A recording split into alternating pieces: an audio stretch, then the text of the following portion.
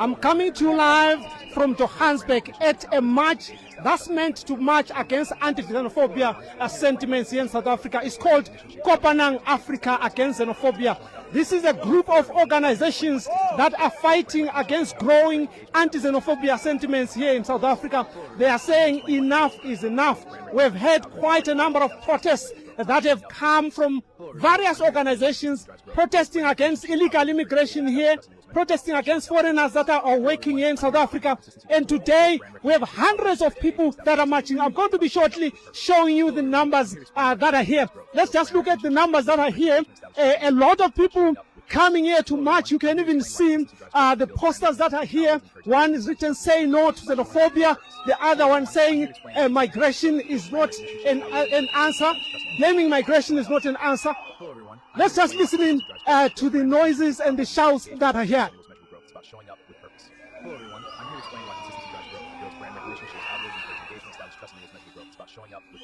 These are a group of South Africans and foreign nationals that are marching to say no to xenophobia. They are saying the growing anti-foreigner sentiments here in South Africa are too much, and they are even condemning officials that have resorted to using foreigners and migrants as a way of garnering votes, saying that must stop. This is happening live in Johannesburg. Quite a large group of people, including South Africans and foreigners, protesting against what they call anti-xenophobia sentiments here.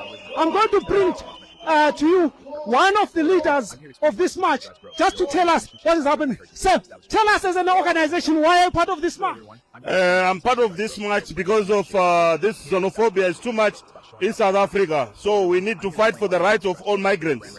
They must have rights in South Africa. They must be documented with the government. If they are looking this chart, we need to help these migrants because police are taking advantage for the migrants, as well as those marching to Dula. They are also taking advantage for the migrants. We need everybody to be documented and everyone to be respected on human rights basis. We have seen foreigners being chased away from hospitals and threats of foreigners being chased away from schools. What are you saying about that? This is not good at all because we fight for that. These people, they must have access to the health services, and also they must have access to everything that is needed in South Africa. Africa belongs to Africa, and this is an African continent. We advise each and everybody to respect the constitutional law of South Africa. Thank you very much. You have seen one of the leaders of this protest coming in. The group is quite large. Apologies for the noises because there is a sound system in front and the protesters coming. But let me stop to this one human rights lawyer that I see here just to understand. How we're going. Hi, ma'am. How are you? You are live on Deutsche Welle. Why are you as Kopanang Africa having this protest today? So I'm supporting it because I think the attack on immigrants at the moment is also an attempt to make South Africans look away from the things that are standing in the way of delivery of what everybody needs. What are some of the issues as far as anti-foreigner sentiments and actions are concerned that we are complaining about today, that we have seen? So I think things like blocking clinics, saying clinics can only be for some people. Okay, and it's a problem because if the sorry, excuse me. No, if the clinic queue gets shorter, I think budgets are going to be further cut, which is already the problem. Not that some 5 to 10% of people in our country were born elsewhere. How do you think the government of South Africa should intervene? We have seen these anti-foreigner sentiments growing. We have seen sometimes violence being implemented by those that are evicting foreigners from their trading stores. Yes. How do you suggest the government should deal with this? Well, I think they're supposed to, if they were serious about being for human rights and against racism, then I think they would intervene to stop those kinds of things. But I fear actually that a lot of the anti-immigrant sentiment is actually coming from the top. So that is part of the problem that I fear we face. It's too convenient. It's too convenient for government. You think there are government officials that are pushing these sentiments?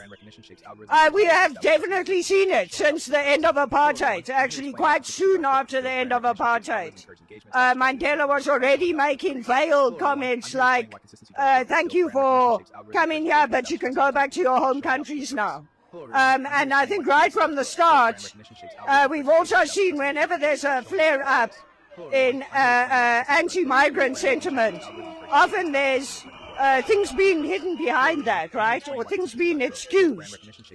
And we've often seen important figures, whether official government figures or, for example, members of royal families, making those comments and not being brought to book for it. There's no accountability. Right, so for a long time, I think government has been failing on this issue and allowing racism to creep back in the door, and a different kind of racism. Thank you so much, ma'am. Yeah, we're now going to take you back to see the crowd of people that are here. We'll just stand by the side for you to see the number of people that are here. And maybe for now, let's just look at some of the posters that they are putting up there. We'll just get closer to look at some of the posters. Unite against xenophobia. No person is illegal. Stop xenophobia and defend human rights. Just pan to this side. These are some of the posters that we see here.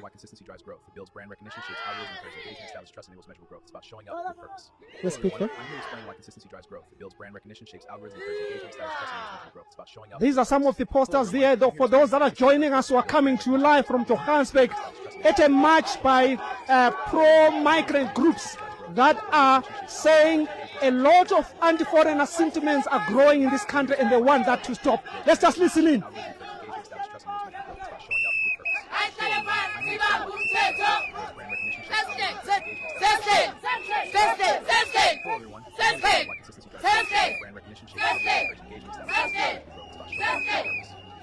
I'm here to explain why consistency drives growth. It builds brand recognition. Establishes trust and enables measurable growth. It's about showing up. I'm here to explain why consistency drives growth. It builds brand recognition. Establishes trust and enables measurable growth. It's about showing up with purpose. I'm here to explain why consistency drives growth. It builds brand recognition, shapes algorithms, encourages engagement, establishes trust and enables measurable growth. This is a march that's happening in Johannesburg today. Kopanang Against Xenophobia, an organization of many organizations protesting against the victimization of migrants here in South Africa, are marching here to make their word heard that foreigners are welcome in this country, and those that are undocumented, the Home Affairs Department should document them instead of them being hunted down and arrested, and instead of them being victimized. These are the sentiments that we're getting. But let's talk to Brian Musiringa, one of the leaders of the Zimbabwean community here. Why are you part of this march today? We are consolidating the Freedom Month, also reminding people that freedom was born for human rights, and also what is alleged to be freedom should be giving people the universal rights that's inclusive, which are aligned with social cohesion. So today we are here to remind our hosting countries, who's been having mixed feelings but tolerant to some extent, that Africa, we are all going through problems, and there are also other issues just to do with push and pull factors. As migrants here in South Africa, what are some of the things that you are saying you are being victimized about? Mostly they are all interlinked to access to health, and also children who are supposed to qualify for tertiary, they are being denied that privilege due to lack of access to renewed documents, which are alleged to be still in the system pending but non-functional on the ground. Thank you very much. Let's go back to the music and see the groups as they sing. They are almost about to reach their destination now, but let's just listen in as they dance.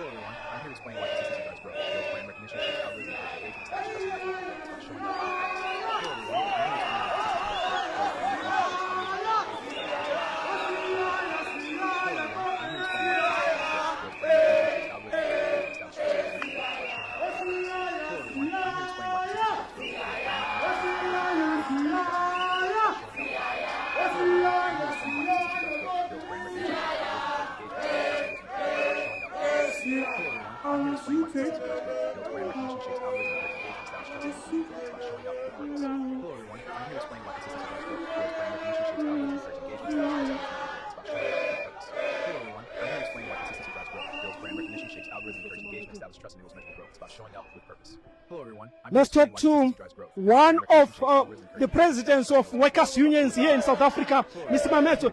Why are you part of this march today? Well, it is actually to express our denouncement of the xenophobic drift in the country. There's a right-wing populist drift to blame every problem we have on the migrants, from the mass unemployment to the crumbling services, healthcare, education. The fact of the matter is, it is outrageous to say that just about 5% of the population are responsible for 12.4 million unemployed people in this country. It's also not true that the healthcare crisis and the education crisis in our school has anything to do with the migrants. I'll give an example. Last week I went to my local hospital. This is a hospital that has been built since the 1990s. I was there when the stone was first laid in 1997-98. Even now it's still not complete, right? Almost about what, 25 years later and so on. And that hospital or whatever healthcare center was empty. The reason is because locals don't go there in my rural area, because there's no doctor there.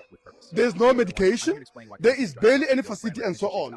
Those people like me, because when they said I must now transfer for my allergy, which is the reason I'm wearing glasses, to a hospital 40 kilometers away, 50 kilometers away, I refused.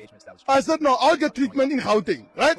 So, many people from Limpopo, from Mpumalanga and others, they come from all of those areas because of the poor facilities, understaffing, under-equipment, under-resourcing of, medicine in those particular hospitals and clinics, right? Something with the schooling. So I'm saying to you that scapegoating of all of these problems on the migrants that are clearly related with the deindustrialization of the country, massive closures of the mines, of the factories, across all the key manufacturing sectors of the economy. You'll have seen, even, in February, manufacturing declined by 2.8%. This is part of the long-term trend that has been happening. It's the same situation with mining, right? So, the fact of the matter is, this is the reason behind unemployment. The reason behind poor healthcare, poor, education, which is evidence in the long queues, which is evidence, in long queues in our hospitals and clinics, which is, evidence in staff shortages, in our schools. All of that has to do with the austerity and the corruption. The Tembisa Hospital was looted to the tune of over 2 billion, one hospital, right? At the same time, the austerity means that, the neoliberal program of the ANC means that private healthcare is privatized, right? Look at, for instance, this country is spending way above what World Healthcare Organization recommend for spending on healthcare. We're spending 8% of the GDP compared to World Healthcare Organization recommendation of 5%. The problem is distribution of the spending between the public and the private. Medical aid scheme, for instance, spent 28 billion rand, right, on administrative costs. That is a cost of building 40 hospitals in this country. When you take the profits of the big, private healthcare monopolies, you can build over 100 hospitals in this country. So it's a crisis of capitalism, it's a crisis of neoliberalism, it's a crisis of austerity, of corruption that they want to blame on the innocent people. And we can agree to that. Thank you very much. You can hear for yourself, he's one of the workers' union leaders here in South Africa, saying all cannot be blamed on migrants. There is corruption, there are issues of failures by the government and municipalities in different places. So he's saying, for them, they are saying no to victimization of foreigners. That should come to an end.